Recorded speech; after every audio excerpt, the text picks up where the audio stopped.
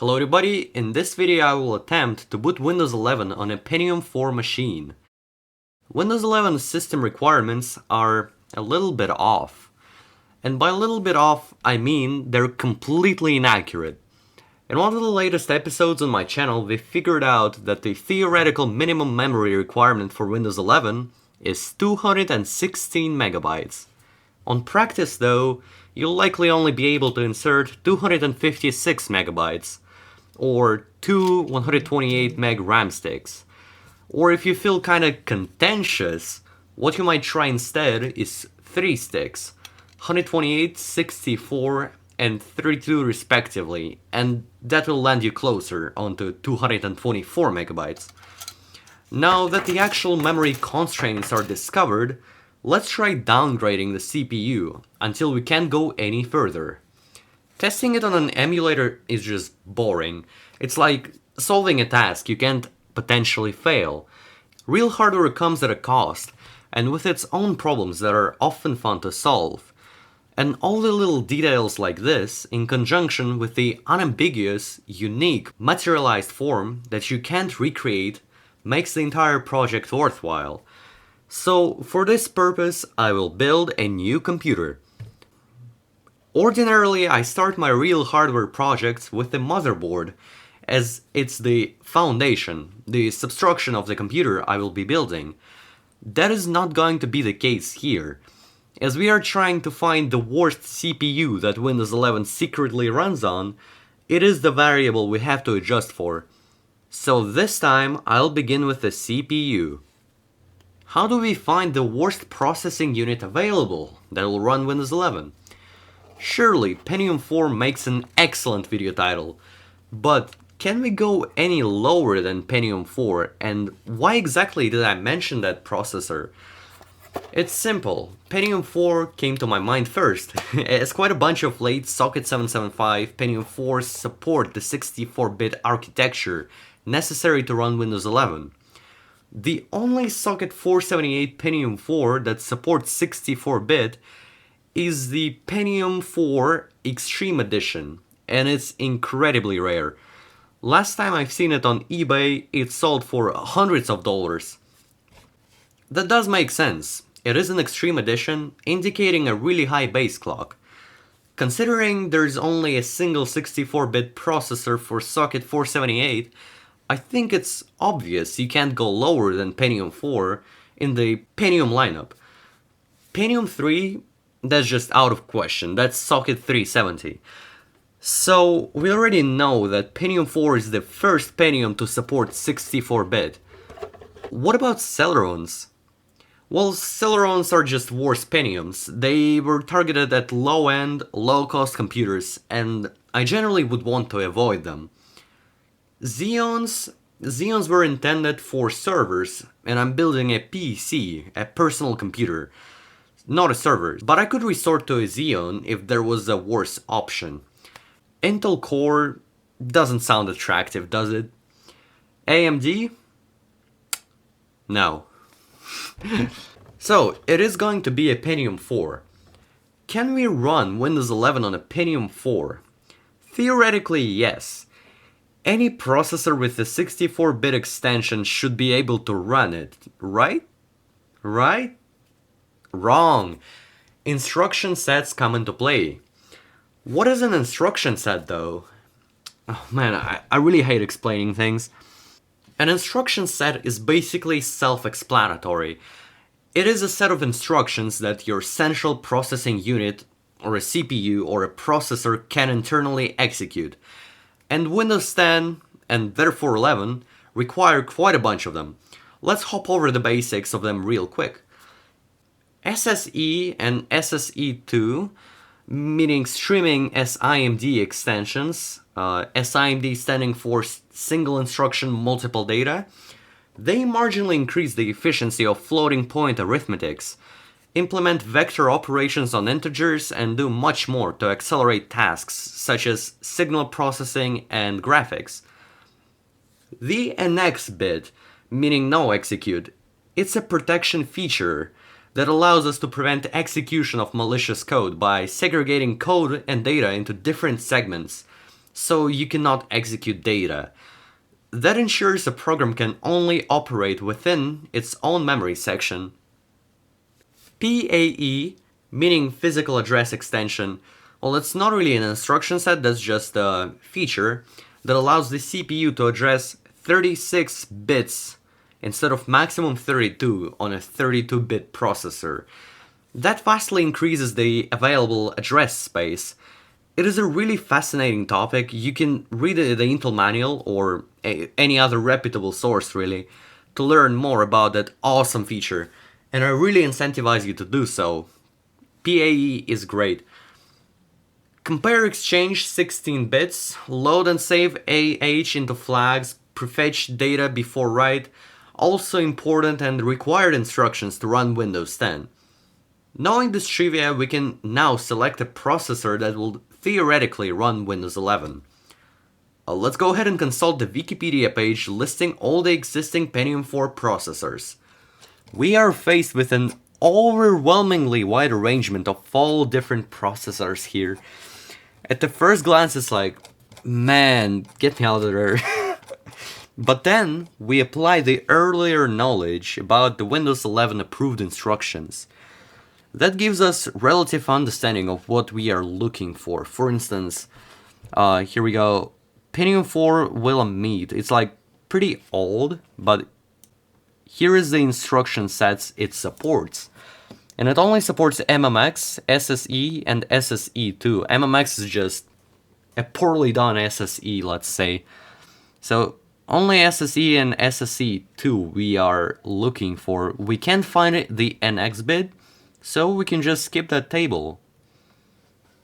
Let's go at Northwood. SSE, SSE2, same deal. We don't care about the table either. No NX bit, just go ahead and continue. Hyperthreading? No. No NX bit. Same deal, same deal. And there we go. Here's the first table we actually care about. The Prescott 2M. All models support MMX, SSE, SSE2. So we got 2 points down. Intel 64. The Windows 11 is 64 bits, so that's absolutely necessary. And the NX bit implementation, which is the XD bit. And that's basically synonymous, because XD means execute disable, whilst NX means no execute. So ideally, Windows 11 should support anything starting from 620, ending with 670. Also including 662 and 672. But here's the deal. I did try Pentium 4 HT640. Luckily I did not have to order this guy because I already had it on hand. I tried hooking it up and trying the Windows 10 pre-installed environment, but it just blue screened.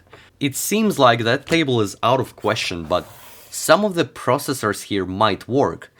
You have to understand that we are like on the edge of not supporting Windows 11 here. The next category is far more interesting. It is the Cedar mill model, essentially the final model of the Pentium 4 kind. If you scroll down below, you only find Pentium 4 Extreme Edition, which is older, and mobile processors.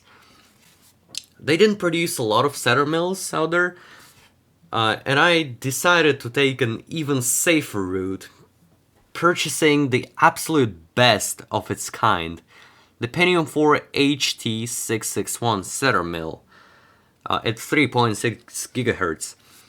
If Windows 11 does not boot on this guy, I will just claim installing Windows 11 on a Pentium 4 not possible. It got all the technologies needed to run Windows 11, in theory, and it supersedes the Intel Pentium 4 640 that was not able to boot Windows 11. So it's safe to assume it will, or maybe it won't. We won't find out until we do the actual test. With the processor selection out of the way, I can purchase any motherboard I like with a chipset that supports the Cedar Mill 661. I went with an even later ASUS P5Q Premium based on the Intel P45 Express chipset. It has an outstanding compatibility and a whole pack of features along with it. I also did get it all new. Good news, we are going to unleash that beast together. I have to tell you, it's just a lucky, but definitely welcome coincidence I purchased it all new. I never intended this project to use any new parts, but I'm inexpressibly satisfied and exceptionally proud I managed to snatch it in such a great condition. It's not only a decent but also a rare motherboard that hasn't yet become overpriced. Of course, the seller had no idea how important that board is, so he attempted to ruin my day by sending it via Russian post unpacked. Dude, you're shipping a valuable collectible, what are you thinking? Sending via Russian post even in multiple boxes sometimes results in a right triangle and you're sending it naked. Well, that wasn't the only problem. The seller, or the post office worker, just taped the collectible boxes together in the weakest parts, the edges. Why? I did undo all this blasphemy though, but it took me around 40 minutes of pure joy. I'm really thankful the boxes were covered with glossy material, or else I'd just return. That was indeed fun. Anyway, the P5Q comes with an additional fan, a TPM module, which I'm not going to use, a Molex to SATA power adapter, a generous amount of various SATA cables. They did not cut corners on the additional equipment, I really appreciate it. An eSATA and FireWire card, a bunch of front panel adapters, a stylish I/O shield, the user manual including a resource disk and a little sticker.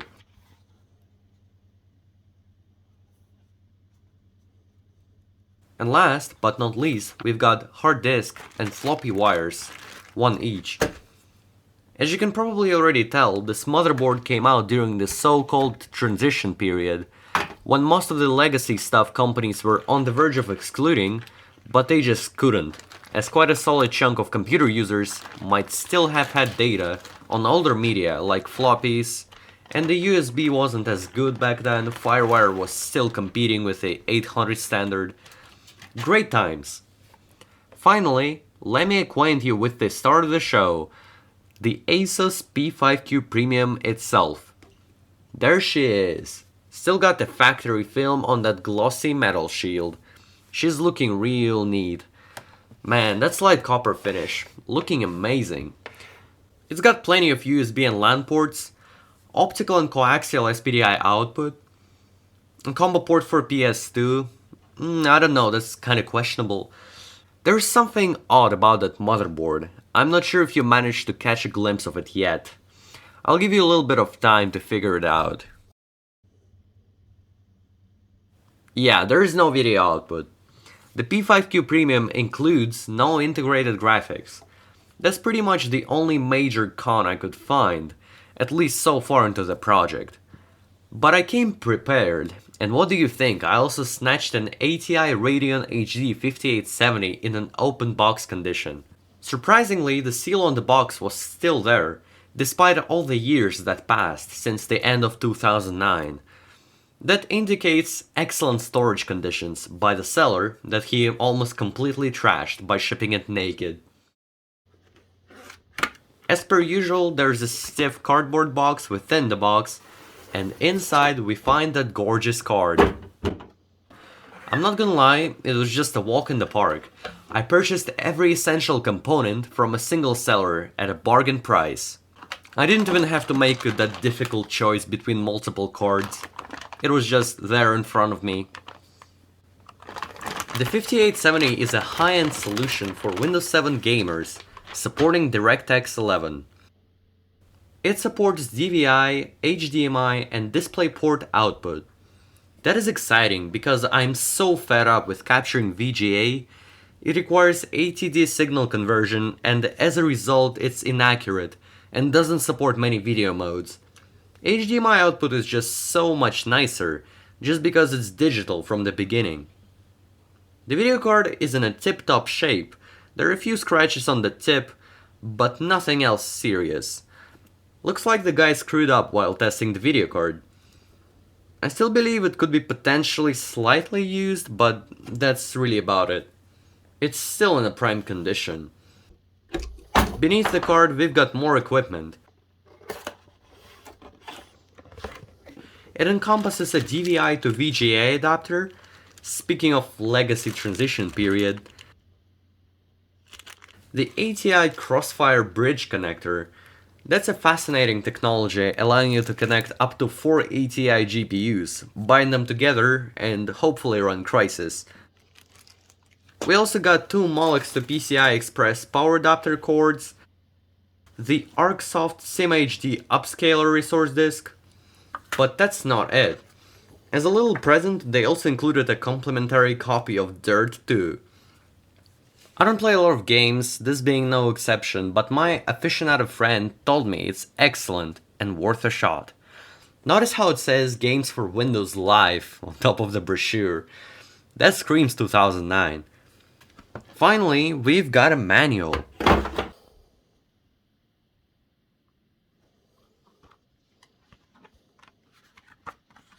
Alright, these are the only new parts for today. Don't forget, I'm not building an all-new computer here, it's just a lucky series of events that brought me a new motherboard and a video card. Of course, the heart of the computer, the CPU, is coming in next. It is the Pentium 4661 Cedar mill I was talking about. I acquired 2 of them at a really cheap price. One of them is going into our new build. Let's follow it up with some RAM sticks. The motherboard has 4 DDR2 memory slots, so I'm going to max out the build with 4 2GB memory sticks. Because why not? I also got them in bulk, they were rather cheap. As for the storage, I honestly had no idea. I started looking around my room for drives and noticed 2 hard disks of unknown origin chilling on my desk compartment. That'll likely satisfy the build.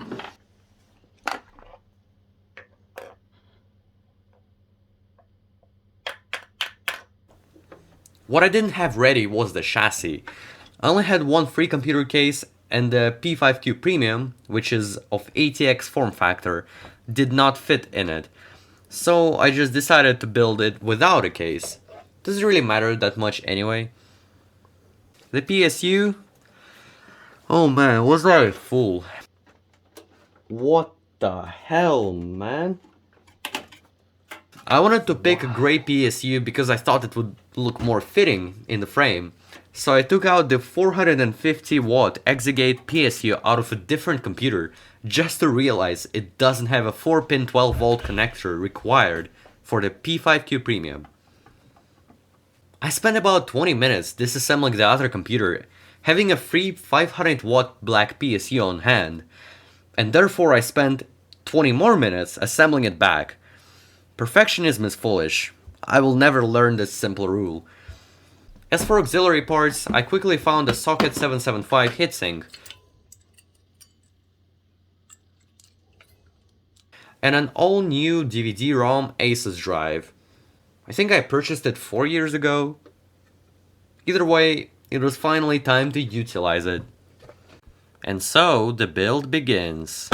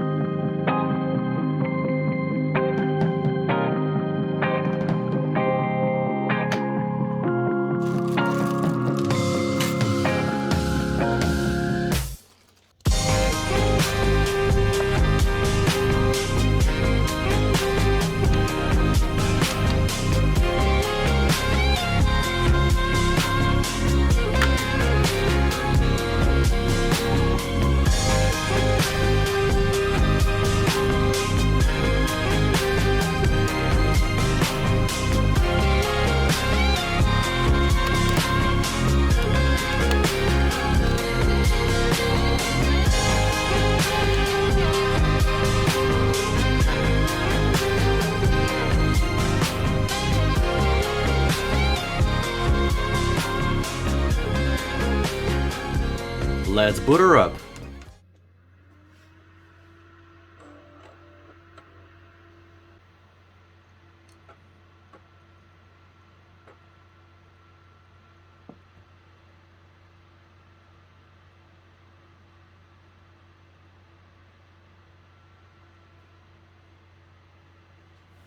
Alright, it busted. I assembled the new computer correctly. It does look like a mess, even though I tried to keep all the components sorted. I also thought the wire placement through, but they jumbled up a bit still. God damn it, tangling elves! I was on a dinner break. I hope you aren't too insulted by the shimmering TV. I have no idea why that happens. Normally its refresh rate is supposed to be equal to my camera FPS setting, but it seems like it's not the case here. Oh wow, I just discovered a tool in my editing software that allows me to reduce flickering, and it seems to be doing the job perfectly. Well, that's a game changer, huh? First things first, let's review BIOS settings and the temperature. Gotta make sure the heatsink is seated well, and the heat flow isn't affected, as I have practically nothing to screw it into. There is no case. Seems like the CPU is doing good.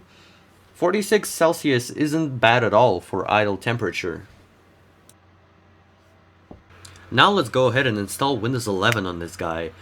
This motherboard of course supports booting from USB, so that's what I'm going to use. I have applied the Windows 11 image on the formatted USB drive, plugged it in, and it refused to boot? 5 minutes later. Dude, I just realized I formatted the USB drive as a GPT disk. Oh my god, of course it's not going to boot. It really shows that I'm tired. Oh, I'm just a dummy. I should have formatted it for MBR initially. I usually don't forget such things, but, well, it was around 1:30 in the night at the time of this recording, so it's natural for me to forget the things. In the end, the pre-installed environment for the latest Windows 11 build booted just fine. This is the ultimate sign which allows me to state with a high degree of confidence that Windows 11 will in fact boot on this computer. No matter how many modifications might be required to boot it, we will likely succeed and finish that project on a good note. With that in mind, I'm beginning this journey with an unmodified Windows 11 image. And I think it is just about time to reap the benefits of the 5870 HDMI port and switch over to the capture card, for the ease of use and for the sake of my disk space. Here's my setup. It never gets old. That LGP light that I'm constantly promising I'll replace for the 60 FPS footage, combined with a USB cable and 2 HDMI wires. The setup flows as usual. I don't even want to see the ephemeral resend of Windows 11 towards my hardware, so I'm modifying the lab config registry values in advance. Bypass CPU check, bypass RAM check, even though I have 8GB. Bypass TPM check, even though I have a TPM chip I don't want to install. Bypass secure boot check. Breezing through that installer. The license terms that no one reads. The installation from here on out shouldn't cause any problems. In the ideal world, in the world of emulators. But I am the bone of my build, steel is my body, and inability to read the manual is my blood. So the setup showed 2 drives, even though I installed a single one. That was a great start. And neither of them I can install Windows 11 to, as per Windows. As I'm really curious, I decided to see what's up with the imaginary second 8GB drive. Attempting to perform any action whatsoever on it resulted in an IO device error. Who could have thought? But I still insisted, as the first drive showed up correctly. What could go wrong? I just manually installed Windows on the so-called working drive, and it did not boot. There are no secrets here. Though I could perform any operation I liked with the existing files from within the pre-installed environment even after a reboot. That had me so confused until I opened the Malbo manual. It is reading data well. Guess what I found there? The exact SATA slots I've been using this whole time aren't your usual SATA slots. They are the proprietary SIL5723 connectors, used exclusively for SATA hard drives that are involved in easy backup or some weird ASUS shenanigans. The best part is that no ATI, I know it's ATI, please don't correct me, I love saying ATI. No ATI device is supported. And a prime example of an ATI device is its DVD-ROM drive, which I of course also connected. So this must be the imaginary 8GB drive that randomly showed up in the setup process. Oh my god, this is so convoluted. Proprietary SATA ports, man. Anyway, I corrected my shameful port hiccup and my SATA devices showed up correctly for the first time since I built that computer. Oh my god, dude, I'm so bad. I should have read the manual from the beginning. Oh. As a result, even the Windows 11 installer recognized the drives and agreed to be useful for at least once. Weirdly enough, the 8GB drive created its clone like a hydra. But the main point with a hard drive being recognized still persists, so I just decided to widely close my eyes on that 8GB drive problem. Since such a great deed by the Windows installer was bestowed upon me, I'd really be missing out if I didn't accept it. I've installed Windows manually enough times. So there we go, it's installing.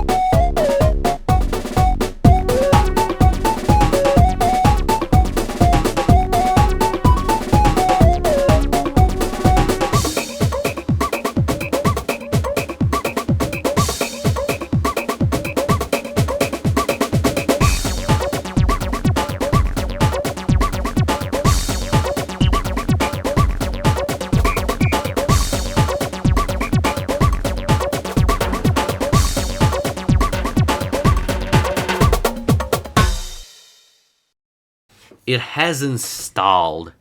It took almost an hour to install. I'm speechless. And then I decided to make my own life harder by forgetting the lifesaver command called aobi/bypass nro, which bypasses the stupid, absolutely unnecessary, bottlenecking, user-unfriendly Microsoft network requirements. What I tried instead was to bypass the aobi completely for the memes, but it just made my life so much harder. Not that I didn't have fun, the main problem with this was that I didn't have snapshots. It's a real machine, so I couldn't easily revert the failed aobi bypass. And that's exactly what happened to me. I forgot to assign myself to the administrator local group, which then backfired so hard I had to replace zhc.exe from within the pre-installed environment to even save the system, not to bypass the obby. In the end, I did realize I could just bypass NRO, so I won't bother you with the failed obby bypass here. It's the type of content I make for text box videos. I'll make so much more of it, just you wait. Not the point of this video. I have to mention though, each procedure was pretty damn slow, especially that obby boot animation. That was just a PowerPoint slideshow, just so you kinda estimate how much time I've lost on bypassing the obby. The Pentium 4 really shows here. Finally, we reach our final destination, the desktop. First course of action, my fellow Windows XP users, is to install drivers. That is the millennial habit that we are never going to forget. Slap in the resource disk and start installing all the drivers. Unless they don't support Windows 11. Windows 11 seems to be too old. It only works in Windows 7. Apparently, ASUS drivers also don't tolerate unilateral hard-coded restrictions from Windows 11, so they rebel against. I can only appreciate such a move. In total, I only managed to install 2 drivers offline. Now it was the time to connect to the World Wide Webs in search of better drivers. As it's Windows 11, they're going to install by themselves. I'm just going to give Windows a little bit of time to download the packages and update itself. I had a choice between the wireless adapter and Ethernet. I decided to go with the latter because I recently installed a network switch in my room, and wouldn't it be a perfect opportunity to test it out?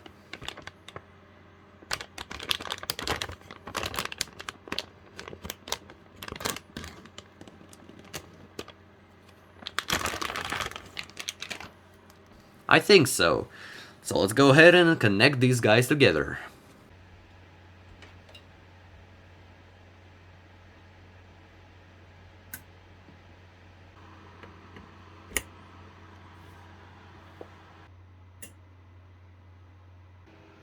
Alright, the connection has been established.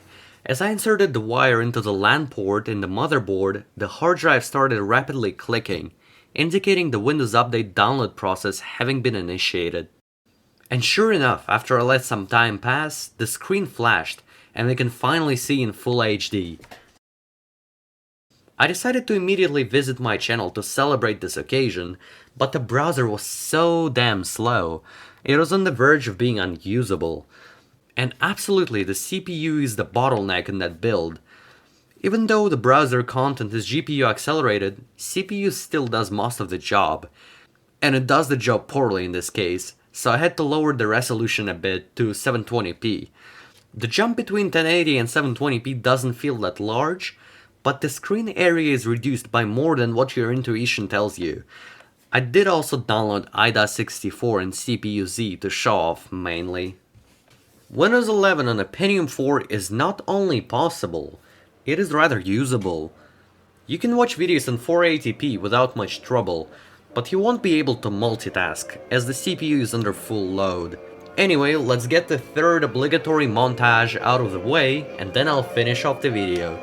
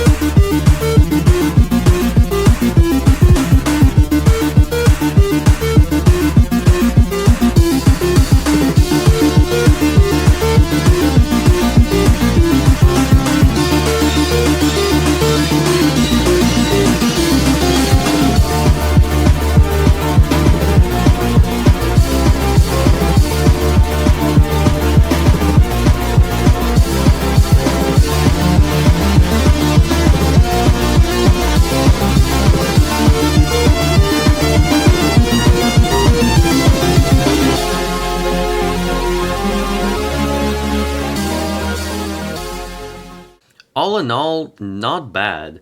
Not to say I didn't expect it to work, but I had to know for sure, especially after the failed 630 attempt. No matter how much Microsoft attempts to inflate their system requirements to make their product seem more premium, we'll still find a way to run it on a 16-year-old processor. The real requirements are actually low, because Windows inside is quite robust, and kernel devs did a great job. Perhaps too great of a job, since Microsoft are pretty much nullifying their efforts in a chase for marketing opportunities. Well, that's all I got for you today. If you got any suggestions, all welcome. Let me know in the comments down below. I'm also not really sure how to call this build or really what else to do on it, so I'll leave these questions open as food for thought. And yeah, that's it. Thank you for watching and take care.